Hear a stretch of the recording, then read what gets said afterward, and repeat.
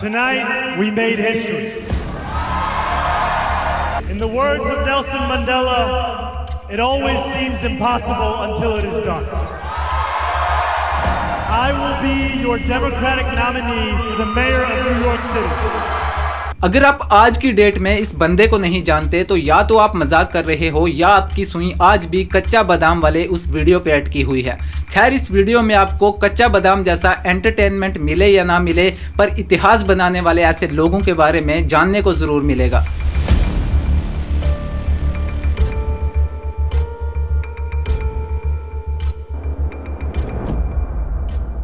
इस बंदे का नाम है ज़ोहरान ममदानी, एक इंडियन ओरिजिन का बंदा जो युगांडा में पैदा हुआ और 7 साल की उम्र में न्यूयॉर्क चला गया और आज पूरे अमेरिका की सरकार हिला रहा है, जिसका शोर आज न्यूयॉर्क से न्यू दिल्ली तक गूंज रहा है। लेकिन क्यों लोग आज इस बंदे के बारे में इतना अलग अलग सोचते हैं और क्यों यूएसए के लोग एक इंडियन ओरिजिन के मुस्लिम बंदे के पीछे आपस में डिवाइड हो गए? ज़ोहरान मलिक 33 साल के हैं और न्यूयॉर्क के पॉलिटिशियन हैं और न्यूयॉर्क असेंबली में काम करते हैं। जून 2025 में वो न्यूयॉर्क सिटी के मेयर के लिए डेमोक्रेटिक कैंडिडेट बने। उनके ओपोनेंट हैं एंड्रयू क्यूमो, जिनको डोनाल्ड ट्रंप का फुल सपोर्ट है और भर भर के पैसा मिलता है। इसी बीच ज़ोहरान का न्यूयॉर्क मेयर कैंडिडेट के लिए डेमोक्रेटिकली सिलेक्ट होना एक बहुत ही बड़ी बात है, क्योंकि वो पहले मुस्लिम और इंडियन अमेरिकन हैं जो इस पोजीशन के लिए कैंडिडेट बने। उनके आइडियाज बहुत बड़े हैं, जैसे फ्री बस, सबके लिए चाइल्ड केयर और रेंट को फ्रीज करना। उनके ये आइडियाज कुछ लोगों को पसंद हैं और कुछ लोगों को नहीं। चलिए देखते हैं क्यों। ज़ोहरान सोशलिस्ट हैं, मतलब वो चाहते हैं कि सबके लिए बराबरी हो। यंग लोगों को ये पसंद है क्योंकि वो बदलाव चाहते हैं, लेकिन पुराने या मॉडरेट लोगों का कहना है कि ये प्लान बहुत ज्यादा रिस्की है। वो सोचते हैं कि इतना पैसा कहां से आएगा, जैसे सिटीज में ग्रोसरी स्टोर्स चलाना और हर किसी को ज्यादा सैलरी देना, ये कैसे मुमकिन है? ज़ोहरान एक ऐसा बंदा है जो यूएस में रहकर डोनाल्ड ट्रंप को शरेआम डिक्टेटर बोलता है, फिलिस्तीन को सपोर्ट करता है और इजराइल के खिलाफ बोलता है और गाजा के समर्थन में बोलता है। उस न्यूयॉर्क में जहां बहुत सारे जूइश लोग रहते हैं और ये बात बहुत ज्यादा कंट्रोवर्शियल है। कुछ लोग कहते हैं कि ये जूइश लोगों के खिलाफ बोलता है, पर ज़ोहरान के सपोर्टर्स कहते हैं कि वो ह्यूमन राइट्स के लिए लड़ रहा है। ये बात पूरे अमेरिका में डिबेट बनी हुई है और अगर वो मेयर बनते हैं तो वो 100 साल में सबसे यंग मेयर होंगे। उनका स्टाइल जैसे मंथन वॉक करना वोटर्स से मिलने के लिए या हिंदी उर्दू में बात करना, जहां बाकी पॉलिटिशियंस खुद को इतना सीरियस लेते हैं वहां ज़ोहरान अपना ही मजाक उड़ाते हैं। यंग लोगों को ये बहुत ज्यादा पसंद है,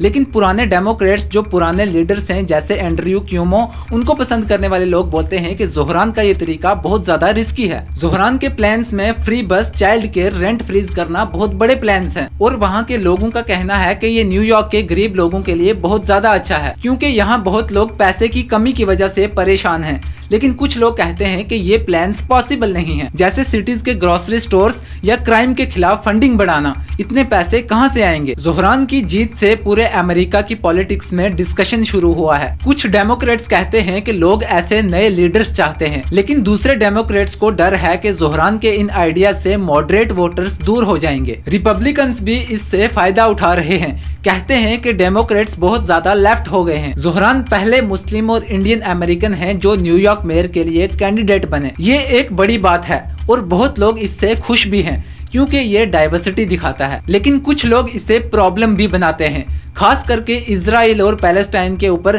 ज़ोहरान के व्यूज की वजह से। ज़ोहरान के पीछे यूएस के लोगों का इस तरह डिवाइड होना ये दिखाता है कि अमेरिका के लोग बदलाव चाहते हैं, बराबरी और आइडेंटिटी के पीछे कितना अलग सोचते हैं। उनकी जीत बताती है कि पॉलिटिक्स बदल रही है, खास करके यंग लोगों के लिए। क्या ज़ोहरान अमेरिका की पॉलिटिक्स का फ्यूचर है या उनके आइडियाज बहुत ज्यादा बड़े हैं? ज़ोहरान ये इलेक्शन जीते या ना जीते, लेकिन उन्होंने एक बात साबित कर दी कि आज के इस दौर में जहां कुछ ऐसे भी देश एग्जिस्ट करते हैं जहां मेजॉरिटी धर्म के लोगों को खतरे में बताकर और खुद को बचाने वाला एक मसीहा बताकर, जहां देश की सेना के नौजवानों की लाशों पर खड़ा होकर वोट बटोरने का काम किया जाता है, बिना करोड़ों की मार्केटिंग के, बिना पूरे देश में अपने पोस्टर लगाए, सिर्फ लोगों के बीच बैठकर उनकी तकलीफों का हल निकालने से भी लोगों का दिल जीता जा सकता है। और ऐसी शॉर्ट इन्फॉर्मेशन के लिए चैनल सब्सक्राइब कर देना।